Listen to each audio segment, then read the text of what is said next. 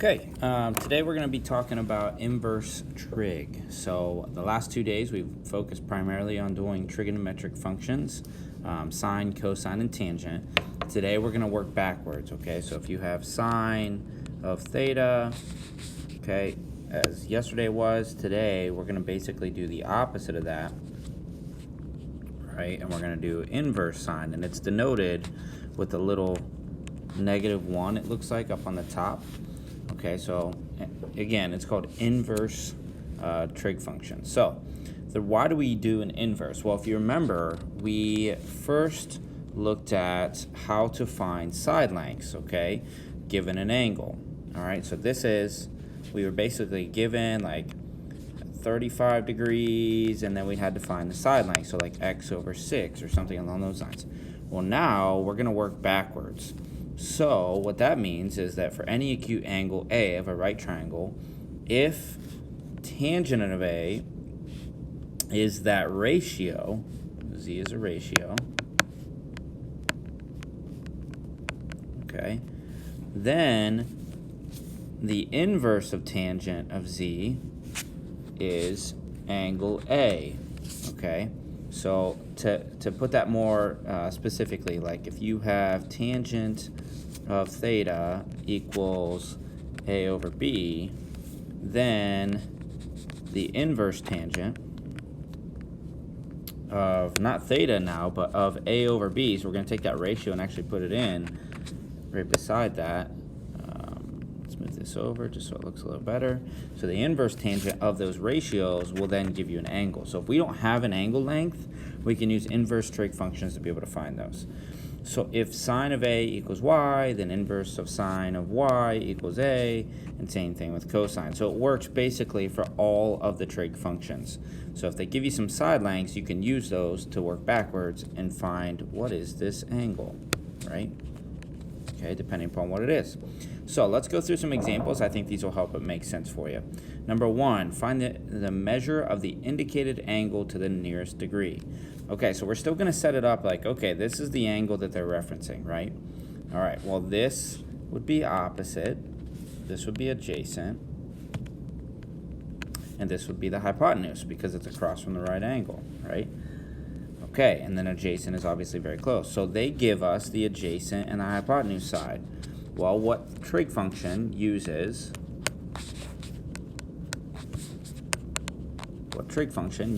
adjacent and hypotenuse? That would be cosine. Okay, so remember, we're not trying to find a side length because we have them both, so we're going to instead use the inverse of cosine, and we are going to plug in adjacent over hypotenuse, just like we did before, but now this is going to tell us what theta is. So this is a very calculator-heavy assignment. Okay, so I'm going to go ahead and type in here. First of all, make sure again that it's in degrees. It is. Okay, so we have function inverse cosine. I didn't mean to highlight all that. And then 12 divided by 13. So again, we're working backwards. So that tells you the angle theta is about 22.6 degrees. Okay, so trig functions tell you side lengths. Inverse trig functions tell you angles. Okay, so let's keep going here. Here's the angle of reference. Okay, this is opposite of that angle. This is the hypotenuse.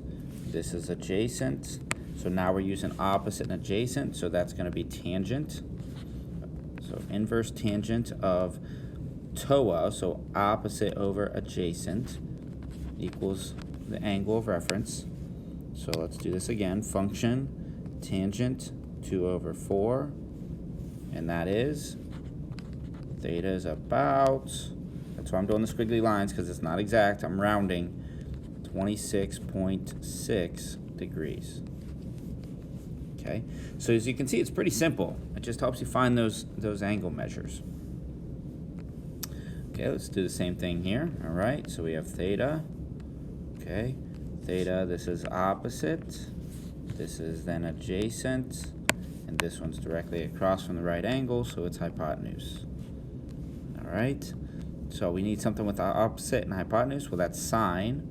So sine inverse of opposite over hypotenuse.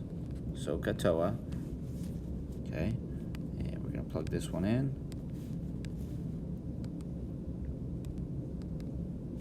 Okay. So R is equal to theta. So theta equals, well, is about 61, we'll just say 61 degrees. Okay. All right, continuing on here. So, number 4, let's see. Here's the angle of reference.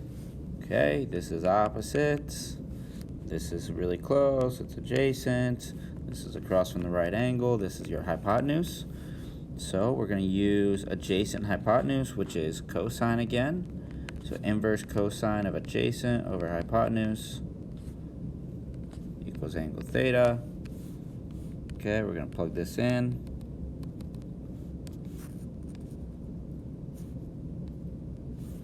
And theta is about 28, it's probably more like 29 degrees. Okay, number 5, almost done. Theta, opposite, hypotenuse, adjacent. They give us the opposite and hypotenuse. So which trig function uses that? It's sine. So this would be 20 over 29 equals theta. And theta is about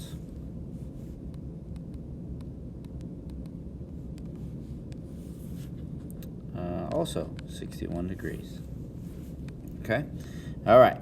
Now, it says solve the right triangle by finding the missing sides and angles. Round to the nearest tenth. All right. So we're going to kind of work in multiple ways here. The nice thing about number 6 here is that they already give you 2 of the 3 angles, right?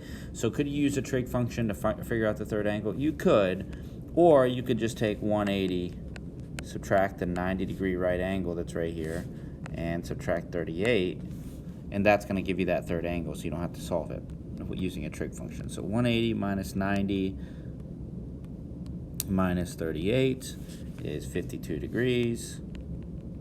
Okay, and then they want us to find the missing side length, which is x.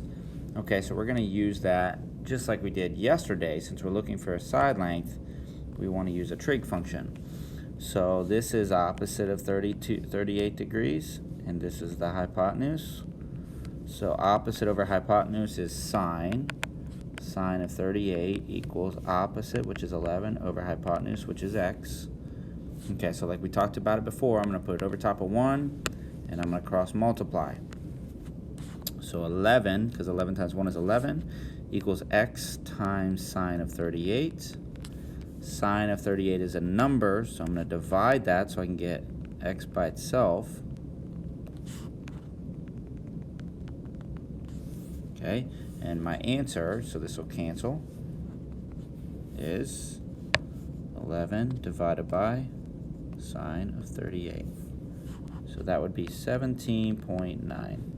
Okay, and that's a side length, which makes sense because we were looking for our hypotenuse here, right? So that has to be bigger than 11, but I wouldn't say it's got to be crazy, so that makes sense as an answer. Okay? Number 7. All right, on this one, they want to know what's an angle. So now we're going to do an angle of reference, right? So this is theta, and they give us adjacent and the hypotenuse. So that would be cosine. But remember, it's inverse because we're going for the angle of adjacent over hypotenuse. So inverse cosine of 18 divided by 51 is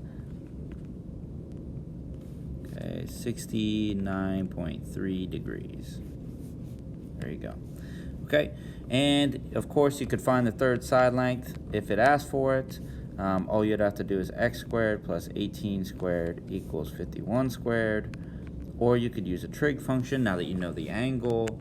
So you could do a few things. We won't need to do it here because it just says find for the missing side. So, okay, So your exit ticket, 3 questions for tonight. This is primarily using inverse trig, just finding the angles is all they want.